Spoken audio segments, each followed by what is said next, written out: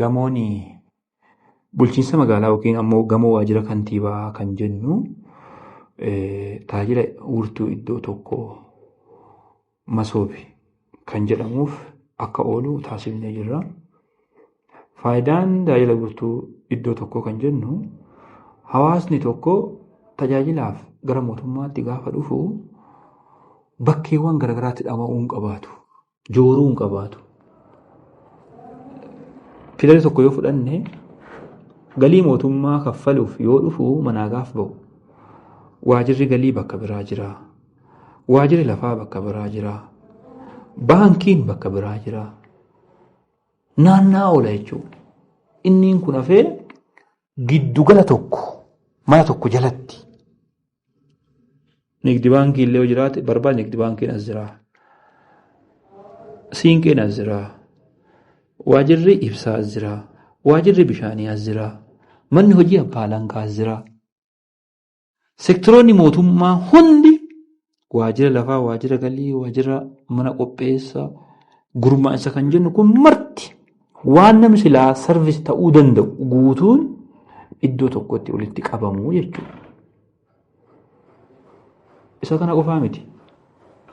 Hojimaata badaadhaan hawaasa keenya deddeebisuu waan ara raawwachuu qabanii boru iftaan ta'an dhamaasuu harka dhokataadhaan tajaajila kana gabbara naasatu malee sin tajaajiluu jechuun kunniin kan itti citee hafu mana kana jechuudha. Akkamitti hafa yoo jenne tajaajiloonni hunduu asitti deema. Yoo xiqqaate fakkeenyaaf gamoon kun amma tajaajila 96 of keessaa qaba.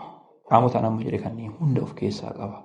Tajaajila 96 kun yeroo itti tajaajilu ani fakkeenyaaf as taa'ee yoo tajaajilu sa'aatiin haa kennamee jira. Tajaajiluu dhiisuu kiyya ammoo rikardi ta'a. Kaameraan na hordofa.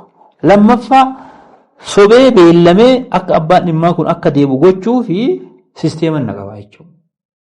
Ijoolleen kan tajaajiltu namni fo'amee adda ba'amee gidduu kana turu iddoon kaafee iddoon haadha galfii isaanii ganama seenanii misaaf hin baanii galgala ba'u jechuudha. Wanni hunduu asiin mijataadha.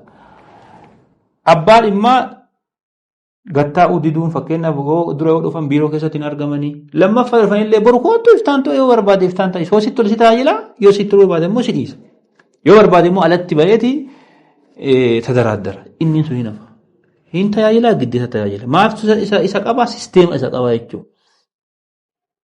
Waan haga ammaatti dhamaatii uummata keenyaa rakkisaa ture waajjira lafaa waajjira galii mana hojii abbaa alangaa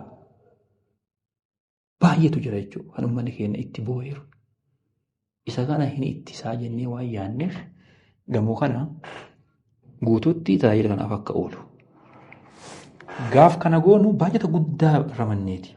Sisteema amma neetwoorkii onlaayinii kaameraa dabalatee sisteema kana guutuu farniicharii teessoowwan garaagaraa kan abbaa dhimmaa dabalatee televezyiiniiwwan garaagaraa kan ittiin kontirool ittiin godhan yookiin kontirooliing ruum kan jennu kana dabalatee mallaqoota baay'ee gameenya 150 olitti dhiyaatu invest itti goonee hojii kana abbummaadhaan farniicharii fi kompiitarootaa fi sisteema kana guutuu dhaabbanni Itiyoo Telekoom akka hojjetu goonee hojii guddaa amma sadarkaa ammaatti giraawundi irratti hojiin siivilii marti dhumatee peentingii qalamii siraamikii hundi neetwoorkii isaa dhumatee teessoon garaagaraa amma yaaliidhaaf walitti hidhamee jira jechuudha. Arguun dandeettanii.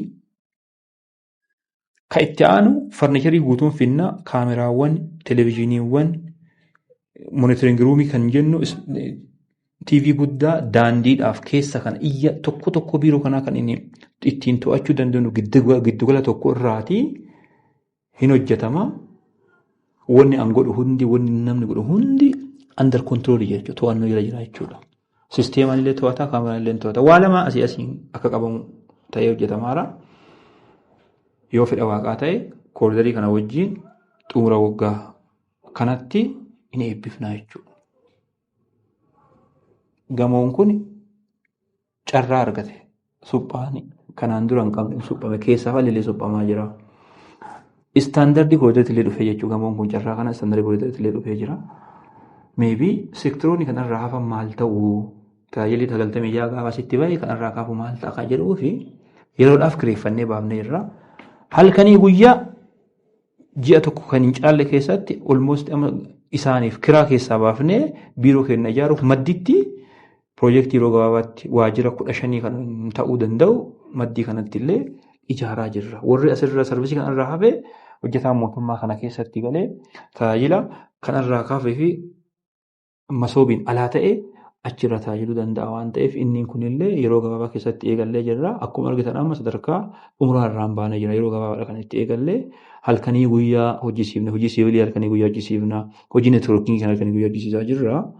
Inni kunillee kaayyoonii fi galmi isaa hawaasa keenya karaa qulqulluun harka qulqulluun laphee qulqulluudhaan akka tajaajiluuf warri ammoo loote galtuun hanna uummata kana rakkifte as keessa rakkattee qajeeltee akka uummata isaa tajaajiltuu fi godhame mootummaan waan kana kalaqee fiduu isaatti dhuga. An baay'ee itti gammada jechuudha. Baay'ee itti gammada. Wanni kun waan kaleessatti rakkachaa turre kana hin hambisaa jedhamee qorannoodhaan dhufeera waan ta'eef inni kun hawaasa keenyaaf jiraachuun hawaasni kun nu barsiisee irraa dhalannee nu guddisee nu barsiisee deebi'ee immoo ilmuma isaatiin boonuu qabu. Ittiin silaa ka boonuu qabu nuti ijoolleen isaa hawaasa boocifnaa jechuudha. Inni kun hafeeti dhugumatti amantiidhaan, saalaan, umuriin, sanyiin osoo hin foo'ini tajaajila sirrii akka kenninuuf wirtuun tajaajila iddoo tokkoo kunii murteessaadha. Isaaf xiyyeeffannoo guddaa kenninee hojjechaa jirra.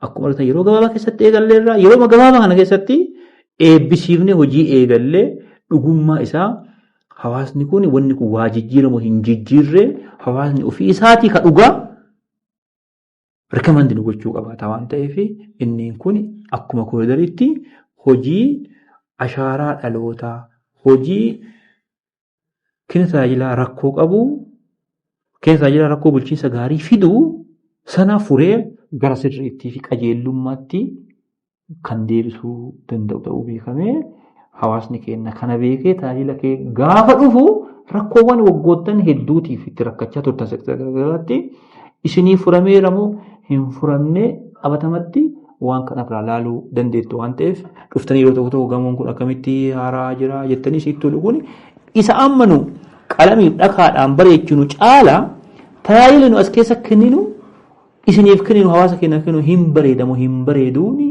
dhugummaa isaa gaafsanii kan laallu ta'uu beennee kaayyoon gamoo keenya kana diignee sirreessaa jirruu fi waan kana hawaasni keenya ta'uu beekee gaafa eebbaallee bareechinee tajaajila gaarii isinii kennuudhaaf wajjin taanee kan eebbisu ta'uu akka nu beektanii ibsuu barbaada ulfaadha.